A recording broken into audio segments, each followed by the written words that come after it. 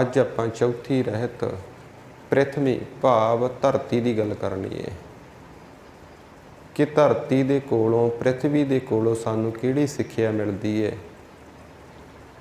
ਇਸ ਸਿੱਖਿਆ ਨੂੰ ਵੀ ਗੁਰੂ ਅਰਜਨ ਦੇਵ ਪਾਤਸ਼ਾਹ ਨੇ ਸੁਖਮਨੀ ਸਾਹਿਬ ਦੇ ਵਿੱਚ ਬਿਆਨ ਕੀਤਾ ਹੈ। ब्रह्म ज्ञानी का धीरज एक, को बसदा खोदा है को चंदन लेप। धरती दे विचों असीं किहड़ी सिੱਖਿਆ ਲੈਣੀ है। आपां देखते हैं धरती नूं कोई पट्टी जावे, कोई इस ते चंदन दा लेप करी जावे। धरती नूं कोई इस गल दे नाल मतलब नहीं, कोई पुट्टी जावे, कोई इस ते चंदन दा लेप करी जावे।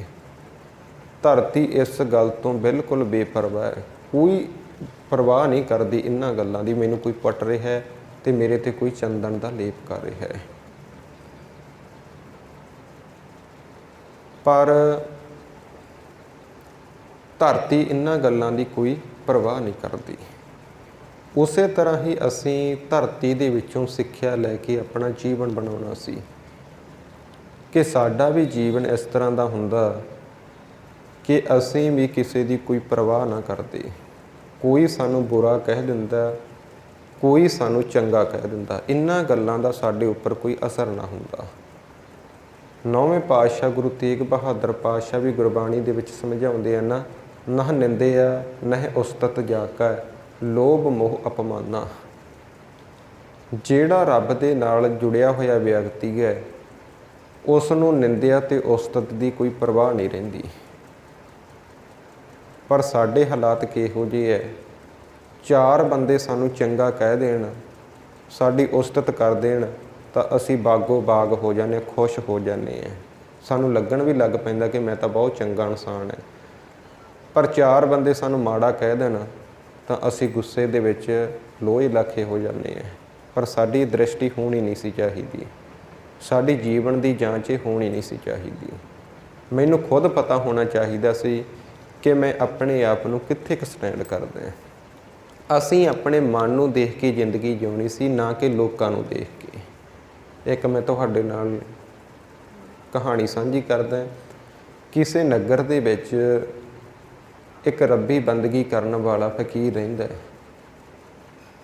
कहंदे उस नगर दे विच एक रात नूं चोरी हो जाती है।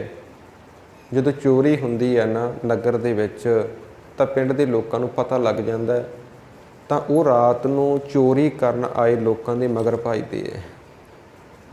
चोरां दा हुण लुੱਟਿਆ होया समान कोल है, ओह भजदे जांदे आ। समान होण करके उन्हां नूं भजना औखा है। ਇਹ ਜਿਹੜਾ फकीर है, ਇਹ पिंड तो बाहर बाहर एक छोटे ਜਿਹੇ घर ਦੇ ਵਿੱਚ ਰਹਿੰਦਾ है।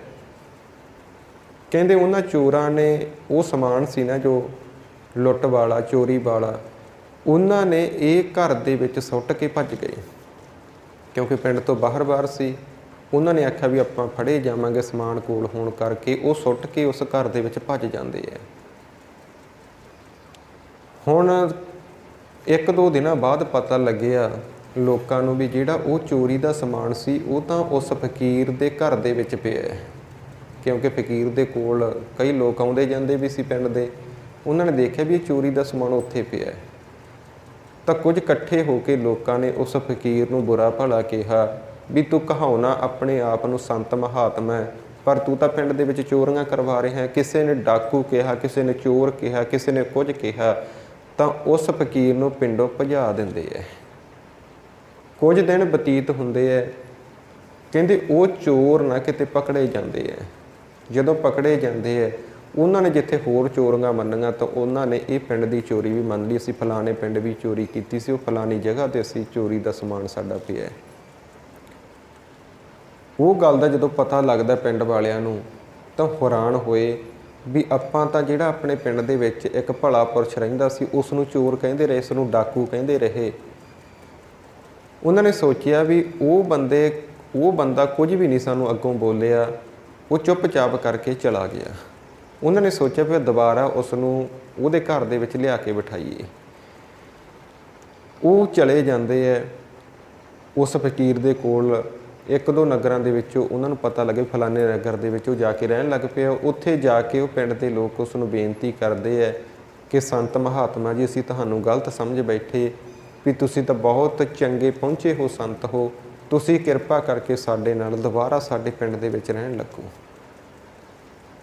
ਕਹਿੰਦੇ ਫਕੀਰ ਅੱਜ ਵੀ ਕੁਝ ਨਹੀਂ ਬੋਲਿਆ, ਚੁੱਪਚਾਪ ਕਰਕੇ ਉਸਨੇ ਜੋ ਉਸਦਾ ਪਹਿਨਣ ਵਾਲੇ ਇੱਕ ਦੋ ਕੱਪੜੇ ਸੀ ਚੁੱਕ ਕੇ ਨਾਲ ਤੁਰ ਪਿਆ। ਉਹ ਦੁਬਾਰਾ ਪਿੰਡ ਆ ਜਾਂਦਾ ਹੈ ਤਾਂ ਉਹ ਪਿੰਡ ਦੇ ਲੋਕ ਹੈਰਾਨ ਆ ਵੀ ਯਾਰ ਆਪਾਂ ਇਸ ਨੂੰ ਚੋਰ ਕਹਿ ਕੇ, ਡਾਕੂ ਕਹਿ ਕੇ, ਕਿੰਨਾ ਕੁਝ ਕਹਿ ਕੇ ਭਜਾਇਆ ਸੀ, ਫਿਰ ਇਹ ਚੁੱਪ ਕਰਕੇ ਚਲਾ ਗਿਆ। ਅੱਜ ਵੀ ਅਸੀਂ ਇਸ ਨੂੰ ਲੈ ਕੇ ਆਏ ਹਾਂ, ਪਰ ਇਸ ਨੇ ਕੋਈ ਗਿਲਾ ਸ਼ਿਕਵਾ ਕਰਨ ਦੀ ਬਜਾਏ ਸਾਡੇ ਨਾਲ ਆ ਗਿਆ, ਕੁਝ ਵੀ ਅੱਗੋਂ ਗਿਲਾ ਸ਼ਿਕਵਾ ਨਹੀਂ ਕੀਤਾ। ਉਹ ਪੁੱਛਦੇ ਆ ਵੀ ਸੰਤ ਜੀ ਇੱਕ ਤੁਹਾਡੇ ਤੋਂ ਇੱਕ ਗੱਲ ਪੁੱਛਣੀ ਚਾਹੁੰਦੇ ਆ ਵੀ ਤੁਹਾਨੂੰ ਅਸੀਂ ਚੋਰ ਡਾਕੂ ਕਹਿ ਕੇ ਭਜਾ ਦਿੱਤਾ, ਅੱਜ ਤੁਹਾਨੂੰ ਅਸੀਂ ਲੈਣ ਚਲੇ ਗਏ, ਪਰ ਤੁਸੀਂ ਅੱਜ ਸਾਨੂੰ ਕੋਈ ਗਿਲਾ ਸ਼ਿਕਵਾ ਕਰੇ ਬਗੈਰ ਸਾਡੇ ਨਾਲ ਆ ਗਏ, ਪਰ ਤੁਹਾਨੂੰ ਇਸ ਗੱਲ ਦਾ ਦੁੱਖ ਨਹੀਂ ਹੋਇਆ ਵੀ ਅਸੀਂ ਤੁਹਾਨੂੰ ਚੋਰ ਕਿਹਾ ਸੀ, ਠੱਗ ਕਿਹਾ ਸੀ, ਡਾਕੂ ਕਿਹਾ ਸੀ। ਅੱਗੋਂ ਉਸ ਫਕੀਰ ਨੇ ਇੱਕ ਬਹੁਤ ਸੋਹਣਾ ਜਵਾਬ ਦਿੱਤਾ। ਉਹ ਕਹਿੰਦੇ ਵੀ ਤੁਸੀਂ ਲੋਕ ਆਪਣੇ ਮਨ ਨੂੰ ਦੇਖ ਕੇ ਨਹੀਂ ਜ਼ਿੰਦਗੀ ਜਿਉਂਦੇ, ਤੁਸੀਂ ਲੋਕਾਂ ਦੀਆਂ ਗੱਲਾਂ ਨੂੰ ਦੇਖ ਕੇ ਜ਼ਿੰਦਗੀ ਜਿਉਂਦੇ ਹੈ। ਚਾਰ ਲੋਕਾਂ ਨੇ ਉਸਤਤ ਕਰਤੀ ਖੁਸ਼ ਹੋ ਜਾਂਦੇ ਹੈ, ਚਾਰ ਲੋਕਾਂ ਨੇ ਮਾੜਾ ਕਹਿ ਦਿੱਤਾ ਦੁਖੀ ਹੋ ਜਾਂਦੇ ਹੈ, ਪਰ ਕਹਿੰਦਾ ਮੈਂ ਆਪਣੇ ਮਨ ਨੂੰ ਦੇਖ ਕੇ ਜ਼ਿੰਦਗੀ ਜਿਉਂਦਾ ਹੈ। ਤੁਸੀਂ ਮੈਨੂੰ ਉਸ ਦਿਨ ਚੋਰ ਡਾਕੂ ਠੱਗ ਕਹਿ ਕੇ ਭਜਾਇਆ ਸੀ, ਪਰ ਮੇਰੇ ਮਨ ਨੂੰ ਪਤਾ ਸੀ ਨਾ ਮੈਂ ਚੋਰ ਹਾਂ, ਨਾ ਮੈਂ ਡਾਕੂ ਹਾਂ, ਨਾ ਮੈਂ ਠੱਗ ਹੈ।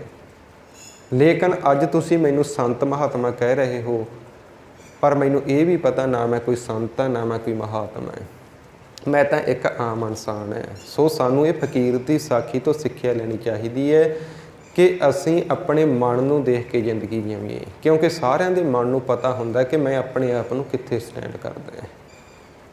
ਜਿਵੇਂ ਧਰਤੀ ਨੂੰ ਕੋਈ ਪਰਵਾਹ ਨਹੀਂ ਨਾ ਹੁੰਦੀ, ਕੋਈ ਉਸ ਨੂੰ ਪੁੱਟੀ ਜਾਵੇ, ਕੋਈ ਉਸ 'ਤੇ ਚੰਦਨ ਦਾ ਲੇਪ ਕਰੀ ਚੱਲੇ, ਇਸੇ ਤਰ੍ਹਾਂ ਅਸੀਂ ਆਪਣੀ ਇੱਕ ਜੀਵਨ ਦੀ ਜਾਂਚ ਬਣਾਉਣੀ ਸੀ, ਜੀਵਨ ਦੀ ਇੱਕ ਮਰਿਆਦਾ ਬਣਾਉਣੀ ਸੀ ਵੀ ਸਾਨੂੰ ਕੋਈ ਬੁਰਾ ਕਹੀ ਚੱਲੇ, ਚਾਹੇ ਸਾਨੂੰ ਕੋਈ ਭਲਾ ਕਹੀ ਚੱਲੇ, ਪਰ ਮੈਨੂੰ ਕੋਈ ਪਰਵਾਹ ਨਹੀਂ। ਮੇਰਾ ਜੀਵਨ ਕਿਹੋ ਜਿਹਾ ਉਹ ਮੈਨੂੰ ਖੁਦ ਨੂੰ ਪਤਾ ਹੈ। ਕਿਸੇ ਦੇ ਕਹਿਣ ਨਾਲ ਨਾ ਮੈਂ ਚੋਰ ਬਣ ਸਕਦਾ, ਕਿਸੇ ਦੇ ਕਹਿਣ ਨਾਲ ਨਾ ਮੈਂ ਸੰਤ ਬਣ ਸਕਦਾ।